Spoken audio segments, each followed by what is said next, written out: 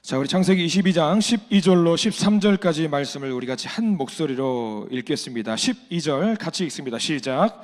사자가 이르시되 그 아이에게 내 손을 대지 말라. 그에게 아무 일도 하지 말라. 내가 내 아들 내 독자까지도 내게 아끼지 아니하였으니 내가 이제야 내가 하나님을 경외하는 줄을 아노라. 아브라함이 눈을 들어 살펴본즉 한 숫양이 뒤에 있는데 뿔이 수풀에 걸려 있는지라 아브라함이 가서 그 숫양을 가져다가 아들을 대신하여 번제로 드렸더라. 아멘. 오늘 이 말씀 가운데 하나님의 크신 은혜가 있기를 간절히 기도합니다. 기도하는 마음으로 고백합니다. 하나님의 은혜가 지금 저에게 임하기를 기도합니다. 우리 아멘. 옆 사람 축복하면서 하나님의 은혜가 지금 여러분에게 임하기를 기도합니다. 아멘. 하나님의 복된 은혜가 넘치길 간절히 기도하고 소망합니다. 아까도 말씀드렸지만 광고를 간단하게 드리자면 따로 업체 대표님이 오셨는데 좀 이따 인사를 하게 될 겁니다. 따로 설명은 할 게 없는 것 같아요. 그래서 추진위원들에게 일임해서 자세하게 한번 설명 듣고 답하는 시간 가질 테니까요. 예배 후에 그 리프트 설치 추진위원 구성분들은 코이노니아실에 모여서 함께 소중한 시간 좀 가지시길 간절히 소망합니다. 그래요. 오늘 말씀 이 시대의 우상들 두 번째 오랜 소원이라는 제목으로 한번 말씀을 나눠보려고 합니다. 지난 시간에 이 시대의 우상들 첫 번째 해가지고 어디에 우상이 있다라고 말씀을 한번 드렸는데 기억나십니까? 우리 마음에 우상이 있다라고 말씀을 드렸어요. 우리가 이런 것들은 좀 우상에 대한 이야기는 좀 예민하게 우리가 좀 받아들일 필요가 있습니다. 자, 오늘은요 오랜 소원이 또 다른 우상이 될 수 있다라는 이야기입니다. 대부분의 사람들은요 마음속에 가장 절실한 꿈과 소망이 있습니다. 꿈과 소망, 어떤 뭐 행복을 추구하는 것도 소망일 수 있겠지요. 그것을 얻기 위해서 부지런히 애를 씁니다. 어려서부터는 좋은 대학교를 가는 것이 소망일 수 있을 것이고요. 대학교를 가서는 또 뭐가 소망일 수 있겠죠? 좋은 취직을 하는 것도, 또 결혼을 하는 것도, 좋은 자녀를 갖게 되는 것도, 집을 갖는 것도 여러 가지 오랜 소원이 될 수 있을 겁니다. 소원이라는 게 끝이 없습니다. 성장하면 성장할수록 또 다른 소원이 생겨요. 여러분들의 소원들은 그런 걸 겁니다. 요즘 이제 수능 얼마 남지 않았기 때문에 손자, 손녀분들 수능에 임하는 분들이 그 학생들이 잘 그 시험을 봤으면 좋겠다라는 그런 소망이 있어요. 저는 늘 학생들에게 그런 말을 합니다. 목사님, 시험 잘 보게 기도해 주세요. 알겠다. 시험지는 잘 보게 기도해 주겠다. 시험지는 잘 봐야 될 거 아닙니까? 실력은 그동안에 자기가 한 거지 그걸 공부 안 했다고 하나님 수능 만점 받게 할 수는 없잖아요. 그러니까 시험지는 잘 봐라. 내가 기도는 하겠다. 자, 그런 소망들이 있습니다. 이 한 예를 들어 드릴게요. 가상의 인물 안나라는 여성이 있습니다. 좋은 가정을 꾸리는 것이 소망이었어요. 아이를 키워서 예쁜 가정을 만들고 싶었습니다. 어렵게 결혼을 했고요. 정말 늦은 만큼 해서 두 아이를 가졌어요. 근데 그 여자 안나가 완벽한 가정을 만들기 위해서 노력을 부지런히 합니다. 그래서 그 자녀들에게 과격한 아주 심한 교육들과 사교육들과 과잉 보호와 통제를 합니다. 그렇게 해서 틈이 없이 완벽하게 그 아이들을 키우고 남편도 쉴 틈 없이 아주 그냥 독촉을 하고 해가지고 아주 튼실한 가정을 만들기 위해서 노력을 합니다. 그렇게 해서 완벽한 가정을 만들었을까요? 못 만들었을까요? 못 만들어요. 완벽한 가정은 세상에 존재할까요? 없어요. 완벽한 가정이 세상에 어디 있습니까? 큰아이는 모든 것을 통제하려고 하는 엄마의 욕심을 감당하지 못하고 학교 생활에 적응하지 못하는 일이 발생을 했고요. 심각한 정서적인 문제도 보였다라고 합니다. 둘째는 늘 엄마에 반대하면서 분노를 표출했다라고 합니다. 자기 마음속에 간절한 오랜 소원, 예쁜 가정을 만들고 싶은 소원이 있었습니다. 근데 그게 과해서 욕심이 되어 버렸습니다. 그래서 가정에 오히려 그게 독이 되었던 거죠. 독이 되었어요. 자, 그러면 이렇게 물어볼 수 있을 겁니다. 내 마음속 깊은 속에 이 깊은 곳에 간절한 소망이 있으면 안 됩니까? 아니요, 있어도 됩니다. 문제는 다른 곳에 있어요. 다른 곳 어디일까? 로마서 1장 23절과 24절에는 이런 말씀이 있다라고 해요.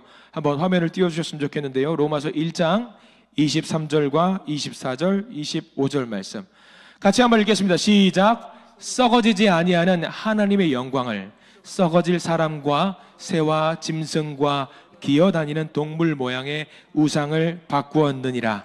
그러므로 하나님께 그들을 마음의 정욕대로 더러움에 내버려 두사 그들의 몸을 서로 욕되게 하게 하셨으니 이는 그들이, 그 다음 25절까지 있습니다. 제가 읽어드리겠습니다. 이는 그들이 하나님의 진리를 거짓 것으로 바꾸어 피조물을 조물주보다 더 경배하고 섬김이라. 주는 곧 영원히 찬송할 이시로다. 아멘. 내 마음속에 소원이 있는 건 문제가 안 됩니다. 소원이 있어야죠. 근데 문제는 바로 25절에 나와 있죠. 뭐가 더 커진 거예요? 피조물이, 내 마음의 소원이, 소망이 누구보다 커진 게 문제가 되냐면 하나님보다 더 커진 것이 문제가 됩니다. 그게 문제예요. 피조물을 조물주보다 더 경배하고 섬김이라. 그러면 저거에 대한 벌이 뭔지 아세요? 벌은 하나님이 방금 전에 24절에도 나와 있는데 로마서 1장 24절에 내버려 두사예요. 내버려 두사. 내버려 두면 좋은 거 아니에요? 마음대로 할 수 있잖아요. 내버려 두면은 모든 것을 누가 책임져야 돼요? 내가 책임져야 돼요.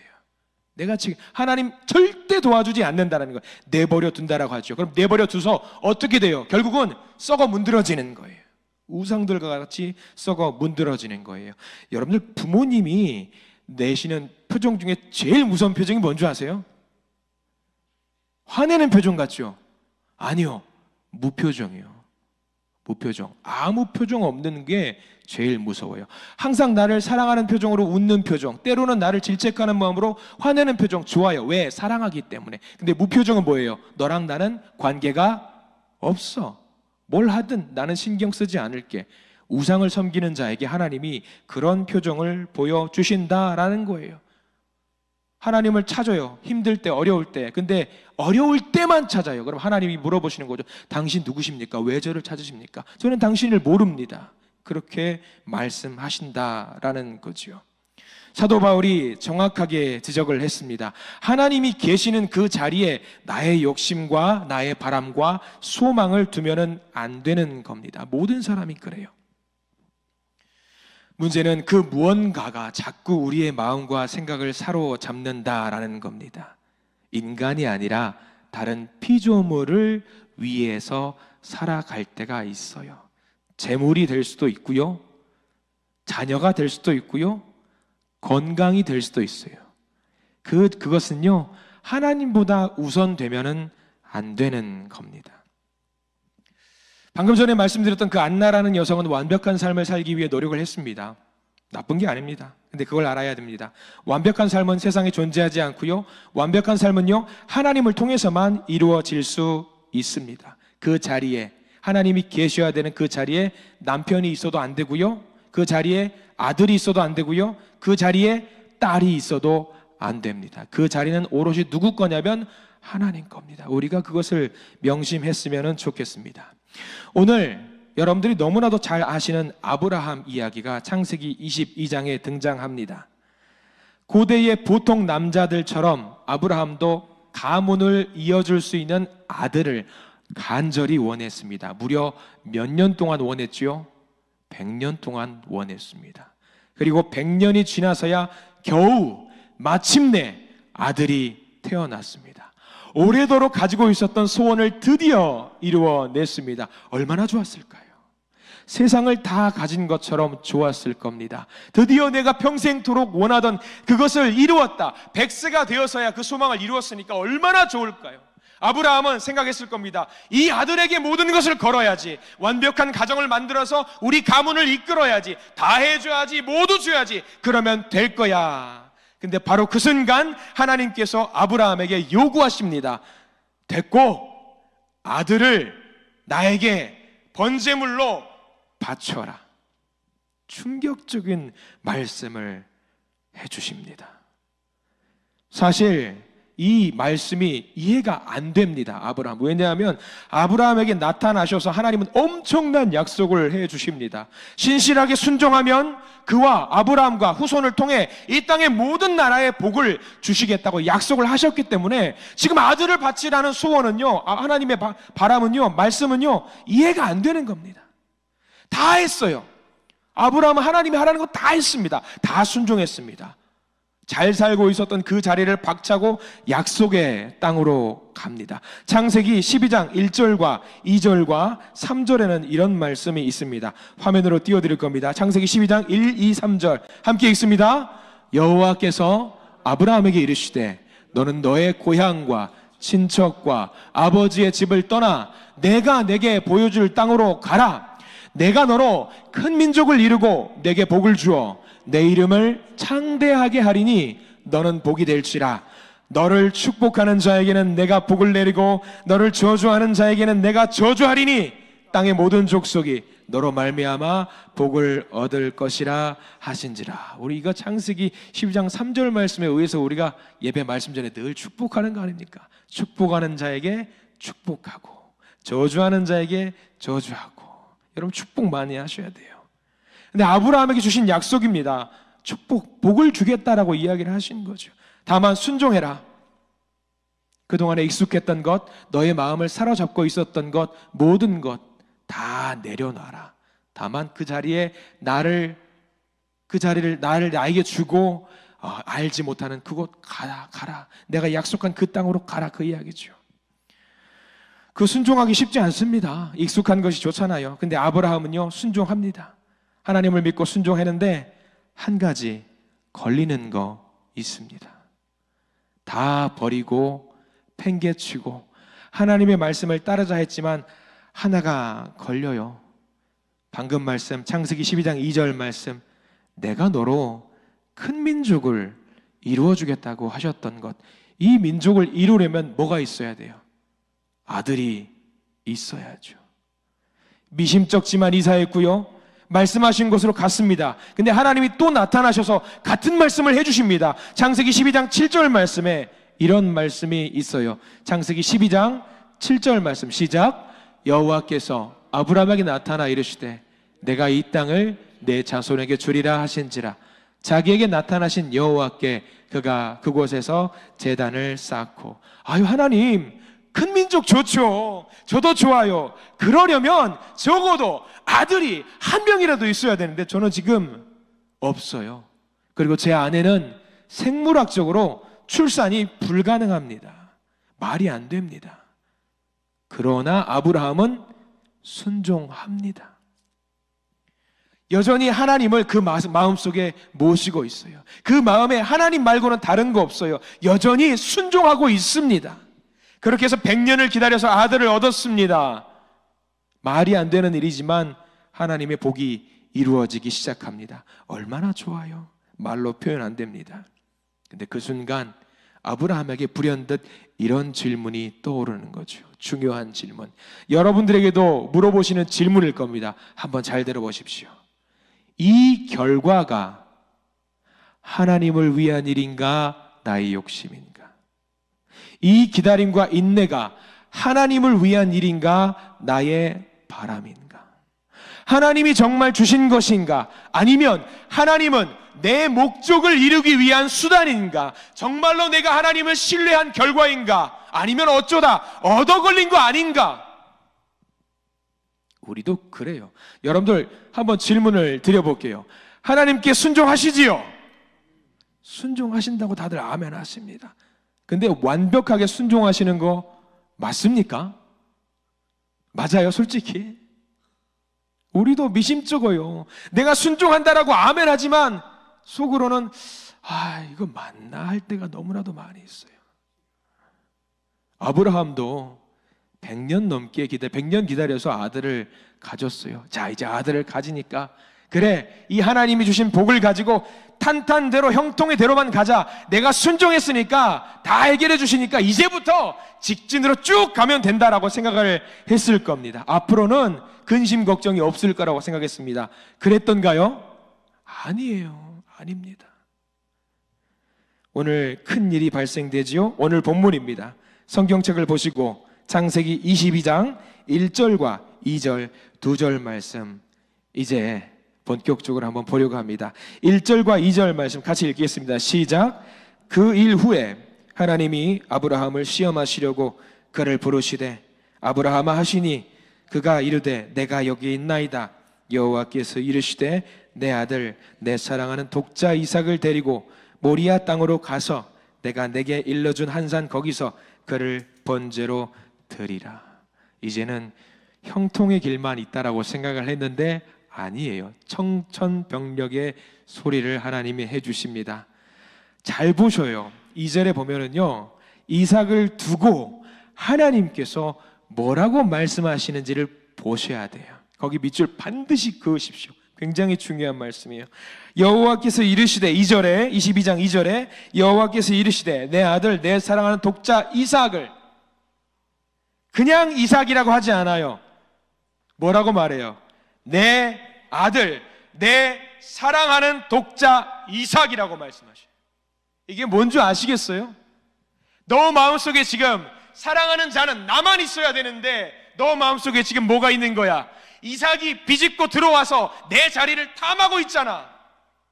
그냥 이삭이라고 말해도 됩니다. 근데 그냥 이삭이라고 말하지 않아요. 내 아들 내 사랑하는 독자 이삭, 그렇게 하나님이 말씀하고 있어요. 하나님은 아브라함의 마음을 아셨어요. 스물스물 이삭이 그 자리를 침투하고 있구나라는 것을 알고 있었던 겁니다. 삶의 무게중심이 하나님이었어요. 하나님이었어요. 근데 아브라함은 점점 하나님을, 무게중심을 하나님으로부터 어디로 옮기고 있었냐면 이삭으로 점점 옮기고 있었던 겁니다. 세상 사람들은 이 구절을 보고 물어보죠. 아니 그러면 하나님 나쁘시네, 자녀를 버리라는 이야기입니까? 하나님이란 분은 그런 분입니까? 자녀를 버리는 그런 분입니까? 아니요, 자녀를 어떻게 버립니까? 다만 하나님이 계셔야 되는 그 자리에 하나님 대신 다른 것을 두는 순간 그게 뭐가 되냐면 우상이 된다라는 것을 알려주고 계시는 거예요. 그래도 아브라함이 귀한 믿음이 있었던 것 같아요.